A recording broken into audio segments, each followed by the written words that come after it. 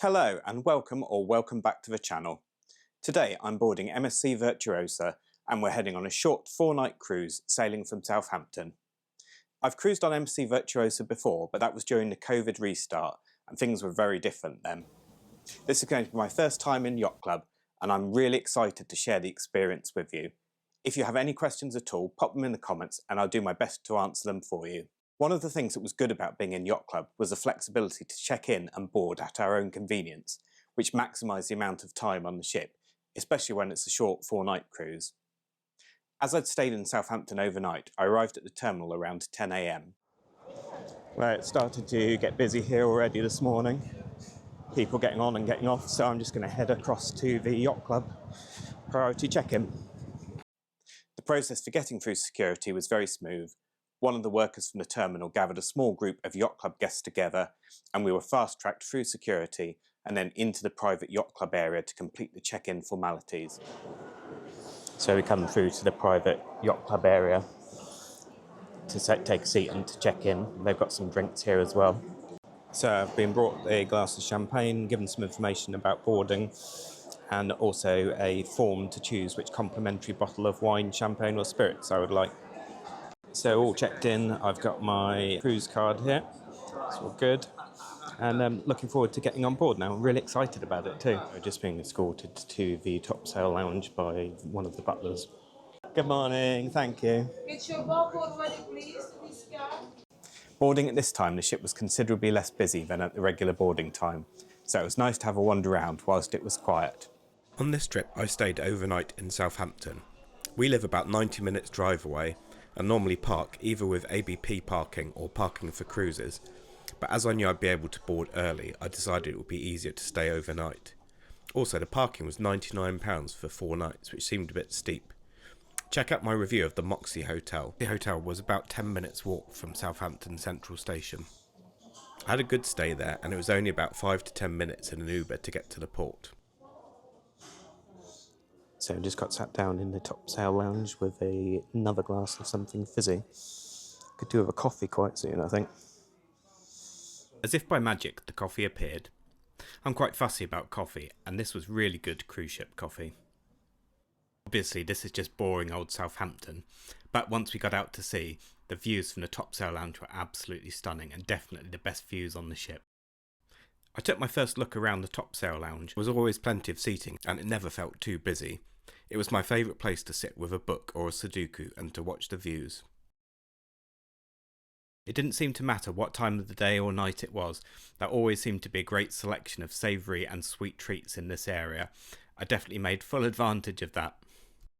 One of the few disadvantages of getting on board early was that it took quite a while for my cabin to be ready.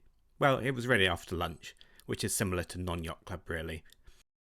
One of the butlers suggested going up to the restaurant for lunch to pass the time. On MSC Virtuosa, like many of the other MSC ships, the Yacht Club restaurant is directly above the topsail lounge. I think a boarding day sit-down lunch is a real treat, whatever the food is like. Depending on what ship we go on, we always try to avoid having lunch in the buffet, as it's so hectic, and today was no exception. By the time I'd finished my lunch, and made good use of the premium extra drinks package included with Yacht Club for a couple of glasses of wine, my cabin was ready. On this cruise, I had a Yacht Club deluxe suite on deck 14. I was very impressed with the cabin. Check out my full cabin tour here if you want to see this in more detail. This was my first suite cabin, and whilst it wasn't a full suite, it was certainly spacious enough for me on my own. One of the things that made staying in this Yacht Club cabin special was the little touches. There were different things every day. One day biscotti biscuits, one day a fruit plate, and one day the jelly sweets. And I loved the turn down service in the evening. The thoughtful touch of putting a chocolate and bottle of water next to the bed was really special. The cabin was kept in a spotless state by my room steward, who I barely saw on the duration of the cruise. This was certainly the biggest bathroom I've ever had on a cruise ship, and it was actually bigger than the one in the hotel. By the time I'd had a good look round the cabin, my butler stopped by to introduce herself and explain a little bit more about what the role of the butler was. To be honest, that was more or less the only time I saw my butler, and I do wonder if they're a little bit less present on these short cruises. I'm looking forward to seeing what it'll be like on a week's cruise. Here are the dinner menus for the first night in Yacht Club. I was really impressed with the wide range of different options available. So the focaccia bread is absolutely amazing. Probably the best bread I've ever tasted. So my starter has just arrived. It's dim sum vegetables with some spicy chili sauce. Wow, so the vegetable dim sum were not something I would normally order, but they were absolutely delicious. I also ordered a glass of Chablis to go with it, but they didn't have any today. So they've given me Jacob's Creek Chardonnay. Actually, I'm really surprised. It's very nice. I'm going to have the tuna for my main course. Here are the menus for my second night on board. Again, a really good choice.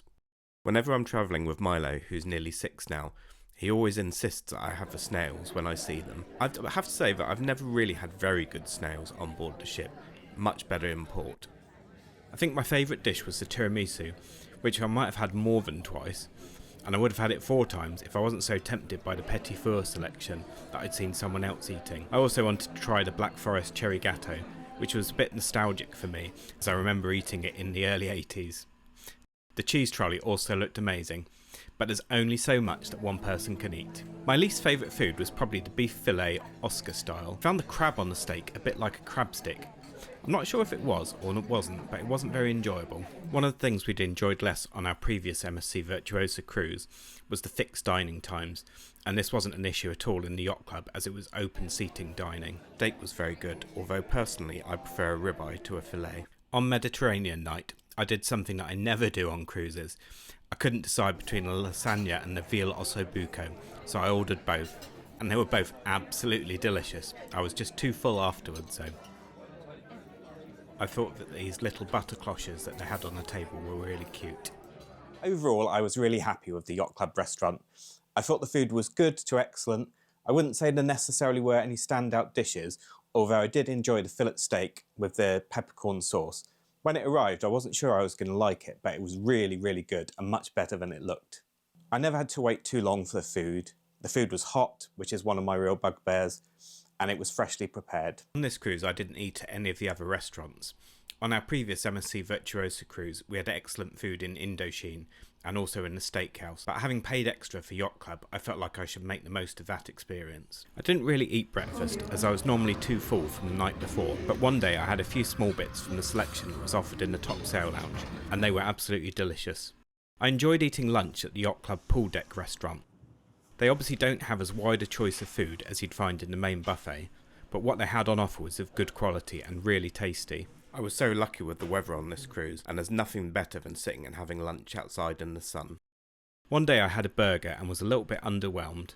I think it's possibly because we had such amazing burgers recently from the Salty Sea Dog on Caribbean Princess. I ordered room service pizza one night just to give it a go really, and it was just as good as I remembered. I didn't think the included Yacht Club menu was particularly comprehensive, but there was certainly enough there to fill a gap if you got the late night munchies. As you probably know, the minibar was included in the Yacht Club fare and it was restocked daily. I asked my butler to swap the drinks for sugar-free ones. I mostly took my drinks in the Top Sail Lounge, which I really enjoyed. They had a good selection of top shelf spirits, and also I liked cognac and coffee after dinner. So nice just to be able to come downstairs from the main restaurant. They also made a good Grey Goose martini, which is my normal go-to for a pre-dinner drink. One of the other things that I really liked is that they had crisps, or potato chips for my US friends. It's not like you really need more food on the cruise, but there's something nice about a salty treat with a cocktail. They normally had entertainment in the Top Sail Lounge. One of the classical pianists was exceptional, and there was another that played more contemporary music. There were a couple of people that I wasn't so keen on. I did take a wander down to the champagne bar one evening, just to have a look and see what was going on in the rest of the ship. I was surprised that it didn't seem too busy, but I did go during the first dinner sitting, and maybe that's why it wasn't so busy. So I've come up to deck 19 to take a look at the pool and the facilities for Yacht Club guests up here. We were quite lucky with the weather on this cruise, and I managed to test out the pool and hot tub, both of which were really enjoyable. I got chatting to a couple of other lovely guests, but for the most of the time I was on my own. Both the pool and the hot tub were really well heated, which definitely made it more enjoyable. On this cruise I didn't have time to visit the thermal spa, which is one of the Yacht Club benefits, but a couple I spoke to said they'd found the water in the spa to be a little bit cold compared to these hot tubs. There were so many lounges it was never a problem to find one, although sometimes it was hard to get one in the sun or the shade. They were so comfortable I could have napped for a very long time, especially after a cocktail or two. These glass panels around the yacht club made it a really sheltered space. This side of the yacht club deck was the smoking area. I didn't really find it to be a problem in the rest of the yacht club, although it did put me off visiting the casino, which also allows smoking. I loved my time in the yacht club, and I've already booked another cruise, this time on MSC Preziosa for the whole family. I think the things that made it special for me were the service. Having that higher ratio of crew to guest really does make a difference. I have to say though that the crew that I encountered anywhere on the ship were lovely. They are obviously just very busy. I found it was beneficial to have the yacht club priority embarkation when returning to the ship. I didn't really see the need for the butler to escort me in getting off the ship or going to the theatre. The advantage of yacht club is that it also comes with big ship amenities. So really you get the best of both worlds. That smaller and more exclusive feeling that you might get from booking a smaller ship, but with big ship amenities like the gym, which I did use, the water park, indoor pool, and all the things to keep the kids entertained. Although this cruise was in the UK term time, and perhaps because it was a short cruise, there were lots of children on board. I'd say there were some families staying in yacht club, but certainly not many. After a couple of days of only really using the yacht club facilities, I did long for a bit of variety, so it was nice to be able to take a wander around the rest of the ship. When we cruised on Virtuosa previously, we found that the ship felt really busy, and while she wasn't at full capacity on this cruise, there weren't many unsold cabins. Certain areas of the ship did still feel busy, such as the pool deck, buffet and some of the bars, but that's to be expected on any ship really. The thing that struck me wherever I went on the ship was how much people seemed to be enjoying their experience. It was always nice though to step back into the serenity of the yacht club. The yacht club was a lot quieter and more relaxed, and I enjoyed chatting with some of the other guests, which is especially nice when travelling on your own. I'd read a few things online before I went saying that people had found the guests in yacht club were rude or entitled, but I didn't experience that at all. On every ship I've been on, the crew works so hard to try and make it the best experience possible, so it's one of my absolute bugbears when guests don't treat the crew with respect. One overall reflection is that because I booked this cruise last minute, I don't think I'd really researched it as much as I normally would do, so I don't feel like I definitely used all of the yacht club benefits. For example, I didn't know that I could order a drink through room service. I used to just go and get it myself from the top sail lounge. I've seen a couple of great videos on YouTube with all of the benefits set out, and I've also joined a couple of yacht club social media groups. If you've experienced yacht club before, what was your favourite benefit? Let me know in the comments. The thing I'm wondering about now is whether I'd enjoy an MSC cruise outside of the yacht club. So I already mentioned that this particular cruise was good value, and I think that was a combination of the time of year, being outside of UK school holidays, and it didn't seem to be very much of a single supplement. Because I had such a good time, I thought I'd like to come back and to bring Jen and Milo as well so they could see what Yacht Club was all about. We've mostly cruised on Celebrity, both as a couple and with Milo, who has been cruising with us since he was 6 months old. We've also cruised on P&O and Princess. So what I did, I priced up a cruise for 2025 on MSC in the Yacht Club, staying in a deluxe suite. I priced the same length of cruise in the Retreat on Celebrity Apex, staying in a Sky Suite, which was probably the closest comparison, with both cruises sailing from Southampton. Now the Celebrity cruise was 53% more expensive for the cruise I looked at, with both cruises obviously in the UK school holidays. Now I've not travelled in the Retreat, although I've always wanted to, but I've never felt able to justify the cost. Would my experience really be 53% better on Celebrity than in the MSC Yacht Club? I'm not convinced. Have you travelled in both the Retreat and the Yacht Club? I'd be really interested to hear your thoughts in the comments. My own top tips would be, do arrive early if it fits into your schedule, especially on a short cruise. They did offer to look after my bag, but because it was full of camera equipment, I lugged it around with me for a while. A smaller, lighter bag with swimming things would have been perfect. The included internet package doesn't allow streaming, so decide before you go whether you want to upgrade the package. Make the effort to head up to the sun deck in the evening, even after dark. There was a supermoon whilst I was on board, and this was such a good space to enjoy the views, especially as it's so well protected from the elements. I do wish I'd asked my butler to help when disembarking, as there was a long queue, even though I was self-disembarking early with my luggage. Although you do have to be out of your cabin quite early, there isn't a need to rush off the ship when disembarking. Well, I hope you've enjoyed this video and found it useful.